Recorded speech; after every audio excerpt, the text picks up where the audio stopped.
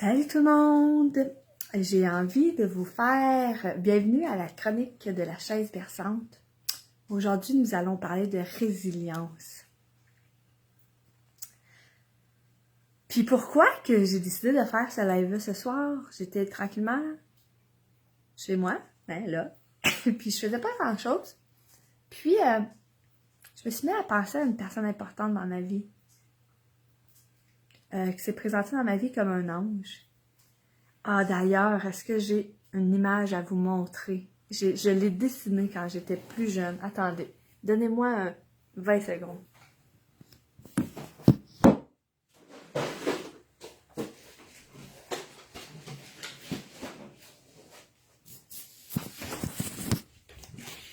J'ai un livre à dessin ici, avant toute chose, des dessins que je fais, vous voyez. Puis, je l'ai déjà dessiné. Je vous montre mes dessins. Et je vais vous raconter mon histoire parce que je trouve que ça va peut-être être... Ben, je sais pas, je trouve que c'est une belle histoire à raconter. Surtout dans le contexte de la chronique des chaises berçantes. Donc, je ne fais que vous montrer, avant toute chose, l'image de cette dame. Ok, je vous montre une image ici. Attends, on voit-tu bien? Je peux-tu virer ça de bord?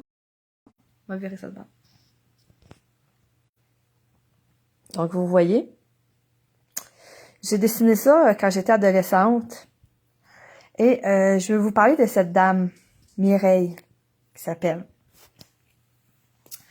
Il y a beaucoup de personnes, surtout ceux qui ont lu mon histoire, l'autobiographie que j'ai publiée à 24 ans. Ben oui, on fait ça en fin de vie d'habitude. Moi, j'ai fait à 24 ans, évidemment. Et, beaucoup de gens... j'ai vraiment l'impression qu'il y a comme deux vies séparées. Ma vie d'avant mes 23 ans, puis ma vie maintenant. Depuis mes 23 ans, j'ai 35 ans. Et je suis vraiment dans une belle de résonance de joie, puis d'optimisme, puis de résilience, beaucoup. Et qu'est-ce qui...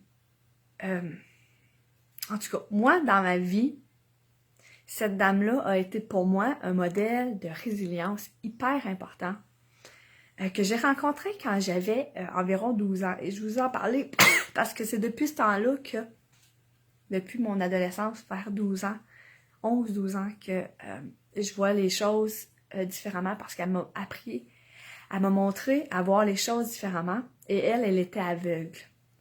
Donc moi, je lui ai montré les choses, je vais vous en parler en détail. Et elle m'a montré des choses à cet âge-là. Donc, Mireille, qu'elle s'appelle. Ma mère fréquentait un homme qui habitait dans une tente. Une tente dans le bois. Donc, quand j'étais plus jeune, plusieurs étés, quand les années scolaires étaient finies, on allait vivre dans le bois. Puis je travaillais, j'aidais mon beau-père à construire sa maison de billets, de bio de bois. Lui, il allait chercher, il traversait la rivière en canot, il allait couper des arbres. Il faisait traverser les arbres de la rivière, puis là, il nous amenait ça. Puis moi puis ma soeur, ma grande soeur, Cynthia, notre travail, on était jeunes, c'était avec une hache, de plomber le bois, l'arbre, d'enlever toutes les l'écorce, et d'enlever les vers blancs qui mangent le bois, là, avec un produit spécial, comme on appelle ça, des trous, pis tout ça. Bref. Et je passais mes étés là-bas, c'était à la rivière au Rat.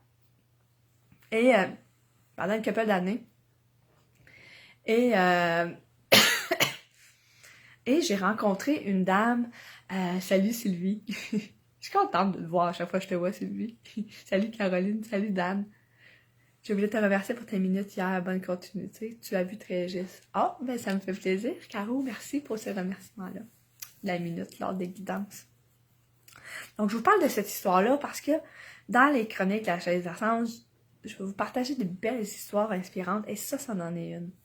Donc, je devais être maintenant aux alentours de mes 11 ans, 12 ans et dans ces étés-là qu'on passait dans la forêt, à Rivière-au-Rat, on avait des voisins.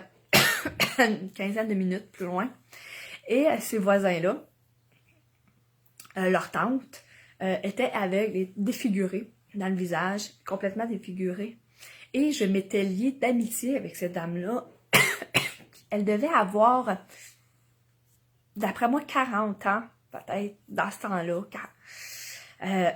C'est sûr, quand on est jeune, on voit le monde plus vieux, mais elle avait vraiment beaucoup de rides dans le visage. Donc, d'après moi, 45, peut-être même 50 ans. Je sais pas si elle est encore vivante, je serais curieuse.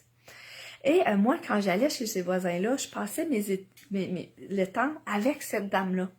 Il y avait des enfants, il y avait des choses à faire, mais moi, je passais le temps avec cette dame-là qui était aveugle.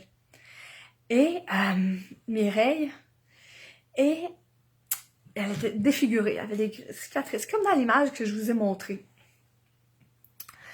Et ce que je faisais, le temps que je passais avec, puis tu sais, j'en parle, puis je suis émue, parce que c'est particulier comme expérience. Puis elle a tellement transformé ma vie, autant que l'été qu'on a passé ensemble, moi et elle, moi jeune de 11 ans, puis elle 50 ans après moi, on s'est tellement apporté, mais je savais pas à quel point à ce temps-là, mais elle me le disait, mais je réalisais pas l'impact. Puis ce que je faisais, c'est, je partais avec elle, j'allais marcher dans... J'en parle, je suis vraiment émue, j'ai les yeux pleins d'eau, parce que je trouve ça beau. C'est un beau souvenir touchant.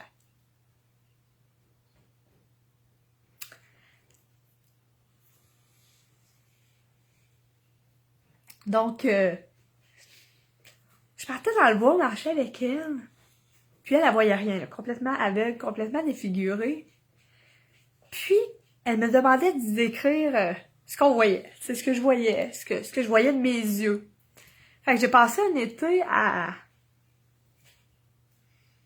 Je l'amenais sur le bord de la rivière, puis elle me disait « Raconte-moi ». Puis moi, je lisais beaucoup. J'étais un enfant qui quand j'ai appris à lire, là, j'étais tout le temps dans les bibliothèques, tu sais. Puis, fait que j'avais quand même un vocabulaire développé, je trouve. Puis je passais mes après-midi avec elle, puis je décrivais ce que je voyais. Bon, il y a la rivière, il y a des arbres devant, le ciel, puis tu sais, dans mes mots de jeune adolescente de 11 ans. Puis elle me partageait sa vie. Puis tu sais, on passait des étés, des après-midi à la rivière où est-ce que j'étais ses yeux, où est-ce que je décrivais ce que je voyais, ce qu'il y avait à ma gauche, puis on marchait ensemble. Puis cette femme-là, elle était pas aveugle de naissance. Elle a vu, puis c'était quand elle était dans sa vingtaine, peut-être, dans mes souvenirs. Puis du jour au lendemain, elle s'est réveillée. Je vais raconter l'histoire avant de pourquoi qu'elle était défigurée. Puis après ça, je vais vous raconter cette histoire-là. Donc, elle me racontait, elle avait un chien. Ça faisait 10 ans qu'elle avait un gros chien. Vraiment un amour. Et, à un moment donné, pendant qu'il dormait, il rêvait, tu sais, un chien qui bouge là, pendant qu'il dort, puis tout. Puis, elle aimait son chien, c'était son amour. Puis, pendant qu'il dormait, elle a été le déranger. Puis lui, il faisait un rêve. Puis, il s'est réveillé en sursaut. Puis, elle avait le visage proche de sa gueule. Puis, il a arraché. Elle était vraiment défigurée, là, ici, là. La moitié de son nez était arrachée, ses lèvres et tout ça. Puis, il a vraiment défiguré son visage. Et elle a vu son nez, parce qu'elle n'était pas aveugle dans ce temps-là, tomber. Puis le sang, puis tout ça, puis elle a été à l'hôpital, puis là, ils ont pris des morceaux de peau sur ses cuisses, ses fesses, pour refaire son visage. Et elle me racontait ça, j'étais jeune. Puis j'ai dit, hein, puis là, qu'est-ce que t'as fait avec ton chien, tu l'as pas gardé, hein? J'espère, qu'est-ce que t'as fait, ça, c'est dangereux. Puis la manière qu'elle m'expliquait, elle dit, ben oui, je l'ai gardé, Nathalie. Elle dit, ce chien partageait ma vie depuis 10 ans. Et puis je suis émue quand j'en parle parce que c'est vraiment un discours que j'ai encore à 35 ans. Puis c'est une manière de vivre que j'ai dans mes tripes qui vibrent. Et c'est ce que j'enseigne dans ma formation aussi. Elle m'a dit, non, le chien, là, lui, ce qu'il a fait, là, il dormait, il faisait un rêve. Puis moi, j'ai été il m'a pas attaqué parce que il s'est réveillé en sursaut puis il a mordu comme quelqu'un qui ferait un sursaut puis qui pousse quelqu'un puis qu'est-ce que tu fais là? Le chien ça a été avec sa gueule. Puis elle m'a dit je l'ai gardé. C'est sûr, c'est mon chien qui m'accompagnait depuis 10 ans. C'était ma responsabilité. J'avais pas à faire euthanasier mon chien. C'était ma responsabilité de ne pas déranger. Puis elle m'en parlait, c'était une femme de 50 ans. Elle m'en parlait pas avec un once de culpabilité. Non, avec un esprit tellement clair, tellement conscient. Puis elle m'a appris le vrai sens de la responsabilité. Et maintenant, puis je viens de réaliser ça, parce que maintenant, c'est ce que j'enseigne beaucoup depuis des années, puis c'est ce qui vibre à l'intérieur de moi, et ça vient de mes 11 ans, quand que j'ai passé cet été-là entier avec cette femme-là qui me racontait sa vie. Elle avait tellement plein d'histoires, mais c'était tellement dramatique ce qu'elle me racontait dans ce que je recevais dans ces histoires, mais la manière qu'elle passait au travers en se responsabilisant et en se positionnant pas comme en victime, m'a tellement enseigné. Tellement. Et d'après moi, elle doit être décédée dans ce temps-là. J'ai son nom au complet. Faudrait que j'y téléphone. Je pense que j'aurais téléphoné. Parce que j'ai pas reparlé depuis mes 13 ans, parce que ça a duré 2 ans que j'allais passer mes étés avec cette femme aveugle-là. T'imagines, 13 ans, je suis rendue à bientôt 36, ça fait 23 ans. Ouais. Elle doit être rendue à 70 ans. Et après ça, elle m'a raconté qu'elle n'avait pas été aveugle de naissance. Elle n'a pas fini mon histoire, hein. C'était pas une femme aveugle de naissance. Elle avait 20 ans quand, à un moment donné, elle s'est réveillée aveugle. Elle s'est réveillée, elle ne voyait plus rien. Puis voyons, comme ça, fin vingtaine. Et elle a eu, dans la nuit, elle a eu un décollement de la rétine. Et elle a perdu la vue. Et elle me racontait cette histoire-là. Puis, moi, j'étais ses yeux, parce que c'était une femme isolée. Et moi, je l'amenais dans la forêt pour lui décrire tout ce que je voyais. Puis elle m'écoutait, là. Puis moi, je parle tout le temps. Puis elle écoutait. Elle écoutait beaucoup, puis elle écoutait longtemps. Puis elle se déplaçait comme si elle voyait. Donc, c'était l'enfant et la femme, la vieille sage, qui a passé ces étés ensemble. Et elle a tellement marqué ma vie. Parce que c'est dans ces histoires qu'elle m'a racontées, de ces expériences de vie, où est-ce que c'était des histoires terribles, mais qu'elle voyait tellement ça avec une sagesse puis une lumière, que j'ai intégré ça dans l'être que j'étais, surtout à cet âge-là, où est-ce que j'étais un enfant très isolé aussi, où est-ce que je vivais énormément de difficultés, puis où est-ce qu'ensemble, chacun dans nos mondes, on vivait des difficultés, mais qu'on se retrouvait pour elle pour m'enseigner la vie, puis moi pour être ses yeux dans le moment présent, tu sais. C'est beau, là, gars, j'ai les yeux pleins d'eau, tu sais, je suis vraiment touchée. Puis, je sais que ça a semé vraiment à l'intérieur de moi, cette résilience-là, parce qu'elle m'a tellement inspirée. Puis, un jour, j'ai été la voir, j'avais mis une petite robe rouge, je m'étais mis toute belle pour aller voir mon amie Mireille. Puis je savais qu'elle voyait pas, mais c'est pas grave, je m'étais mis belle cette journée-là, pour elle, même si elle voyait pas.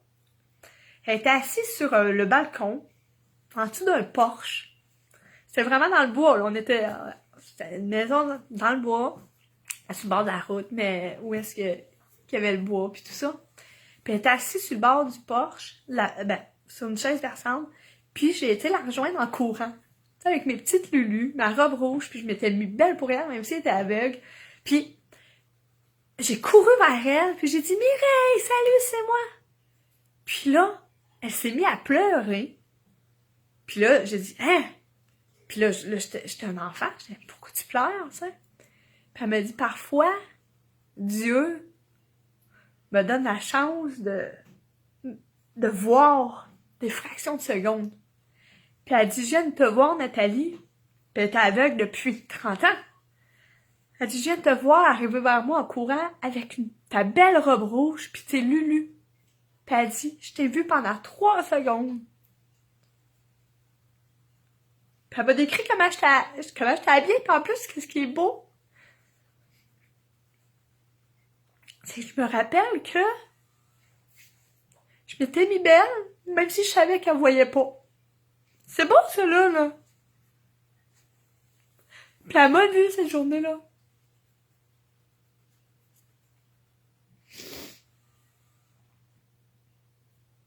Ça amène, ça, un autre message qui est beau.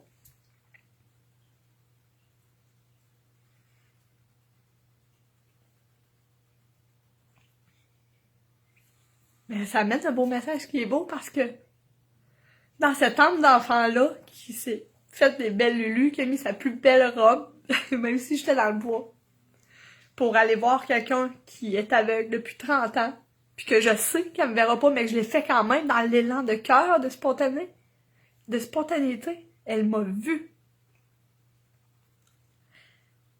Elle m'a vu. Comment j'étais habillée, tout ça. Voyez-vous le message aussi que ça apporte? Que même si des fois il y a des choses qu'on peut penser que c'est impossible qui va arriver, de faire quand même, de suivre quand même cet élan de cœur-là, tout simplement, sans se poser de questions, même si dans la logique, ça peut pas arriver, mais si ça vibre en nous, puis qu'on a envie de, tout simplement, puis qu'on connaît pas la raison, ben, on sait jamais quel miracle qui peut arriver. On sait jamais quel miracle qui peut se présenter. Parce que ça faisait 30 ans qu'elle voyait pas, puis elle m'a vu.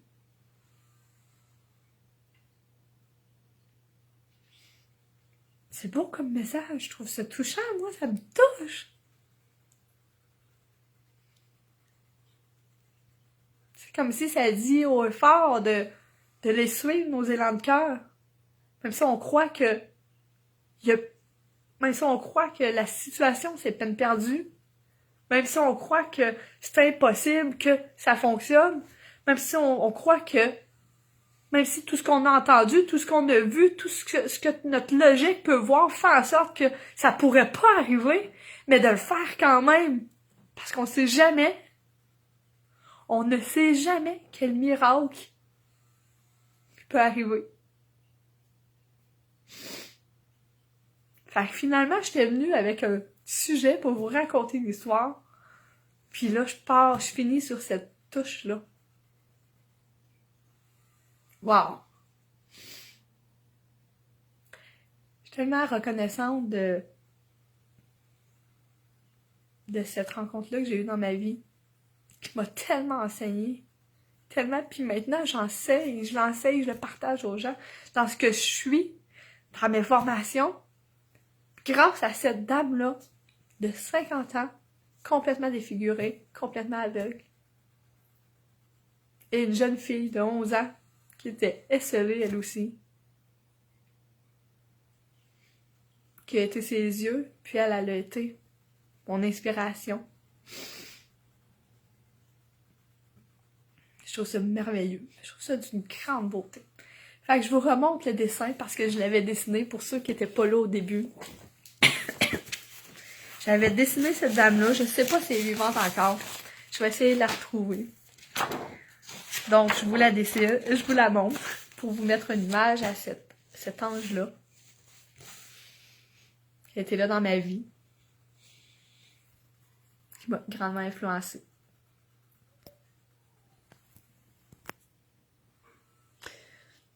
Donc, voilà Mireille. Elle avait un grand chapeau, des longs cheveux blancs tressés. Des longs cheveux blancs tressés. Défigurée, aveugle. un ange sur terre. Donc, partagez. Si vous avez envie de partager ce beau message-là, cette belle histoire-là, qui est tellement bonne, tellement belle. Donc, même si, selon toute logique, vous pensez que quelque chose, une situation est condamnée ou que c'est impossible, j'ai envie de vous dire, si votre cœur vous dit de le faire, gardez votre cœur d'enfant qui se pose pas de questions, qui se dit pas « Ah, mais elle est aveugle, pourquoi je vais me mettre belle pour elle? » Non, qui y va tout simplement. Gardez ce cœur-là. Il y a bien des cadeaux qui peuvent arriver. Je vous embrasse. Bye.